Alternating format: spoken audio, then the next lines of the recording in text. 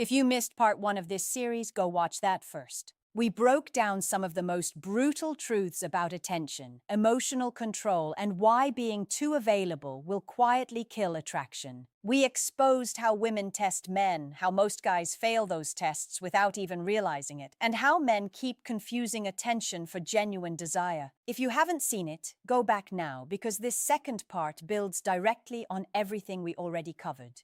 Now let's get into the second half of these truths. The ones that go even deeper. The ones that really change how you move, how you think, and how you carry yourself around women from this moment on. Here's the next truth. A woman's attraction to you can disappear fast if you start acting like you need her more than she needs you. It doesn't matter how things started. You could have had chemistry. You could have had momentum. But the moment she feels like you've lost your sense of self, like she's become your emotional oxygen, it's done. Because women don't want to feel worripped, they want to feel chosen. And there's a difference. When you worship her, you put her on a pedestal. You treat her like a prize you don't deserve. When you choose her, you treat her as a reflection of your standards, not a lifeline. And here's why this is such a trap. As men, we're taught that effort equals reward, that if we show her how much we care, she'll care back. But relationships don't work like that. Emotion isn't earned through effort. It's triggered by energy. A woman needs to feel your presence, your groundedness, your ability to stand firm whether she's into you or not. That's what makes her feel safe. And paradoxically, that's what makes her want you more. When you stop chasing her approval and start choosing your own peace, your value goes up instantly. Let's talk about emotional responsibility. Now, here's another harsh truth. Your emotions are your job, not hers. If you're upset, jealous, insecure, fix it yourself. Don't dump it on her and expect her to reassure you every time you're spinning out. A woman doesn't want to be your emotional caretaker. She wants to feel your emotional stability. That doesn't mean you fake being happy all the time. It means you don't panic when things get uncertain. It means you know how to regulate your own mind before bringing your feelings into the relationship.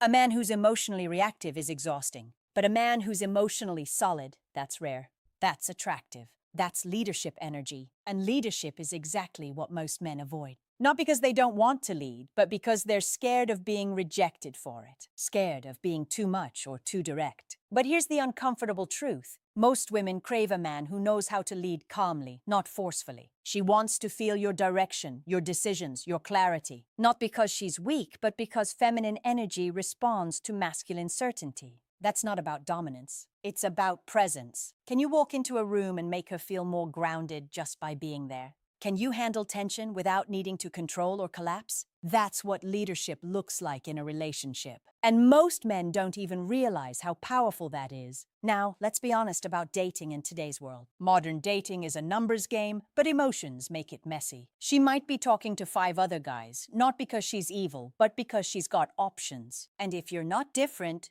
you're replaceable. Harsh, yes, but fair because guess what? You have options too. The real question is, are you moving like a man who has them? Or are you treating every woman you vibe with like she's your last shot? Desperation kills your presence. It makes you sloppy. It makes you needy. It makes you anxious. And that anxiety is loud, even if you never say a word. Women are incredibly intuitive. They can feel when you're overinvested too soon, when you're projecting a fantasy instead of seeing her clearly. And that's dangerous for you because you'll ignore red flags. You'll tolerate disrespect. You'll cling to crumbs of attention because your self-worth is tied to whether or not she stays. But here's the reality. If you had options, real high-quality ones, you wouldn't tolerate any of that. You wouldn't chase, you'd choose. And that shift changes everything. Let's take it one layer deeper. A lot of men confuse being a nice guy with being a good man. Those aren't the same. A nice guy avoids tension. He suppresses his truth to keep the peace. He overextends himself to win her approval.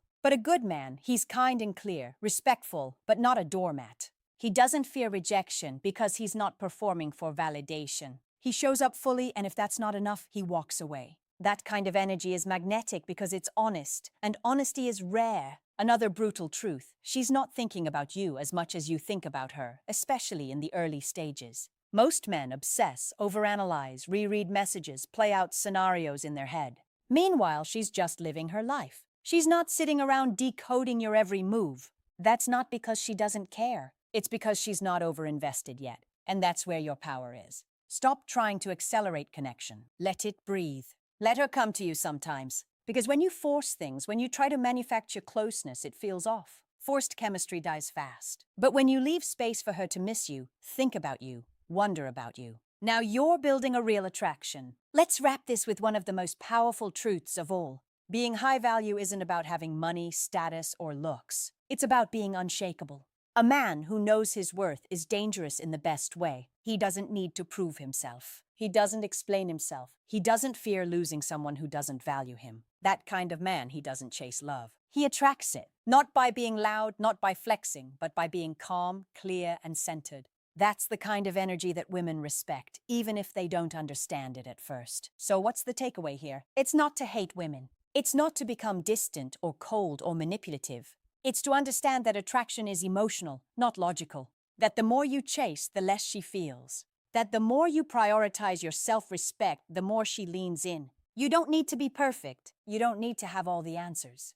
But you do need to value yourself more than you value her approval. That's the energy that changes everything. In the end, women want a man who knows who he is, who doesn't fold under pressure, who doesn't try to impress, who simply is and lets her decide whether she's worthy of entering his world.